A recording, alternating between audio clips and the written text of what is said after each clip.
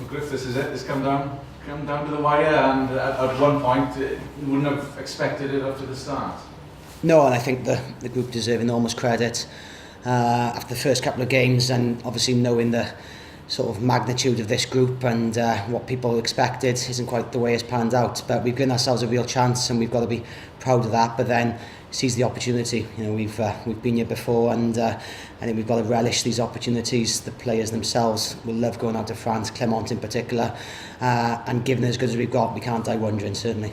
Where have you turned things around? Because naturally morale would have been low after a barren run. Where do you think the changes have happened along the way? I think initially Europe was a nice diversion for us, really, just something to take and have a real good attacking spirit. We showed that, and even in the 2 losses they were commendable attacking performances. But then taking the learnings, I suppose, from those games, that's in terms of Europe as a whole, with the side with a real low turnover rate. I think it's only Leinster who've been more accurate than us in that respect. And so we took some of the good rugby with a bit of smartness about us as well, in terms of the next couple of games. Playing Northampton back-to-back clearly helped in terms of the flow of the tournament, and also our season as well. I think alongside that, around the autumn we were in a hole, and albeit it was different players at times with the international contingent away, there was a realisation we had to become a tough side to beat again. And I think it's marrying up the tactical learnings there with the players coming back in and putting the package together.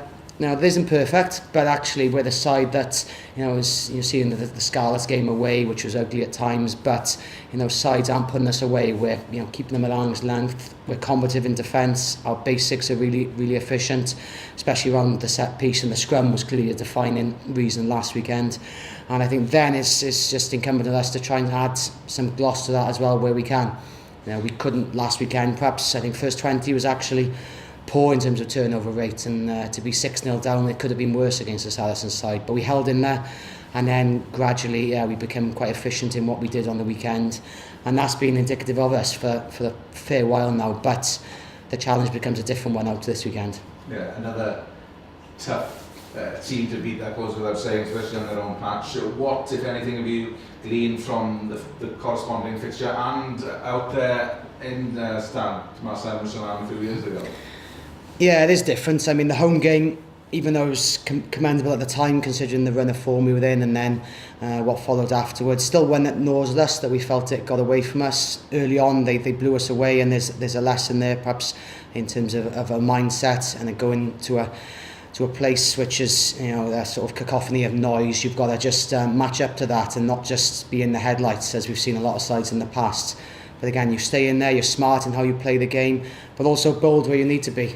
And I think even though 2 years was slightly different in terms of context, perhaps there's aspects of that we can be encouraged by. We've gone to France and played good rugby, but it can't just be helter-skelter rugby. That'll play into their hands, and probably even just chasing tries for the sake of it wouldn't define what we've been good at recently as well. Because they can obviously play a number of ways. They can shift it, but they've got this juggernaut as well up front also. Yeah, even with 1 or 2 injury problems they've got at the moment. You look at the pack they put out last weekend, the size of them alone, but there's some real athletes there as well. You've got your workhorses, people like Kaiser, Julie, Lepandri, who are real, strong players who've done a job for a number of years. But you add, your Fritz Lees and then some of the backline magicians they've got. It becomes a huge challenge. One, defensively, again, we've got to be on point. What we did last weekend, again, perhaps, Saracens play a certain way, but defend the way we did, and again, look at us statistically as a side who've missed less tackles than anyone in the competition. In terms of an overall package, it shows why we're thereabouts in Europe, and it's one that we've got to relish again this week, knowing that the speed and intensity can go up another notch the way they want to attack. How much of an accomplishment would it be given certain things that have happened this season? I think it's a period of time we should be proud of regardless, because obviously our run of form was dreadful. We had to go searching, and there was a lot of questions asked of us, and rightly so, and the players.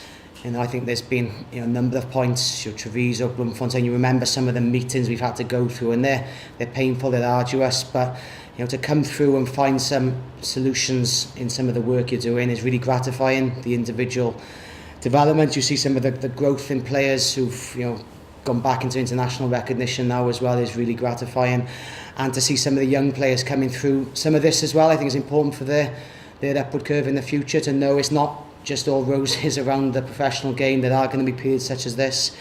We wouldn't have wanted it to be so long, but especially where we were in the autumn, it's nice to see us redefine ourselves in some of the traditional Ospreys way. You obviously look to your leaders in a game like this, and no more than your half-back bearing, who are coming into a decent bit of form together, which was shown over the last few weeks. Yeah, they're relishing it. I think, looking at, it's always it's tough coming back from the autumn in a side such as where we were. But yeah, they've had some time in the middle, and again, it hasn't always been perfectly fluid in terms of what we're trying to do in creating front football, but we've certainly been a lot sturdier, and we've seen some, on the one hand, some magical moments from the half-backs in certain games to create some tries out of nothing, which is certainly fantastic for us, but also, as I said, the smartness in our play, Rees's kicking game, Dan in terms of his general commentating of where and how we play the game, and also leading our defensive game as well. And I think they're at the forefront of that, and also just the mindset and the clarity around the team, not getting flustered or too emotional in whatever the good or the bad that exists in any given moment. They stay on track, and probably the best example is last weekend, because that game could have gone at any point. Even 15-12 down, we're pretty clear in what we're trying to do, and obviously Dan kicking the goals helps. In terms of permutations and all, do you have a look at that beforehand, and affects how you think about things going into this? It can. There'll be a couple of conversations we've had as coaches, knowing that win is the first thing. There's obviously an aggregate with us and Clermont first of all. I suppose the 19 points. There is other groups to consider, but we're not going to allow the players to get bogged down by that. I think we've just got to go there and do our damnedest to win a game, and that's hard enough in itself up there. But when we can relish, if there's implications in the last 5-10 minutes, and we saw a couple of years ago how crazy you see other games in our group go in. Implications of the game before us might have something around the overall points tally, but it's something we won't burden the players with. I know you're next season, but George and also obviously on the market. Do you think he'd suit this environment, and potentially do you think he'd be a good signing if you want to go down that route? I think he's a quality bloke, George. I think he's a proven international player of the highest calibre, and I think the way I think the Ospreys is looking at the future, one of ambition, with people like Scott and Aled coming here, with the players who are really starting to, I think, flourish now. People like Sam Davis, Owen Watkin. I think it is a backline that's evolving, and one that can flourish in the future, and he could be a part of that, and I'm sure the other regions will say the same. But it's great he's back in Wales, but I think he could be a good Osprey. And for yourself, then, are you any closer to deciding what you're going to do next, or whether you're going to stay in Welsh rugby, or Oh, not overly. No, there's a few more chats to go, I guess. And if I'm honest, I just want focus on this week. It's one of our biggest games for some time, so I think all our attention should be there.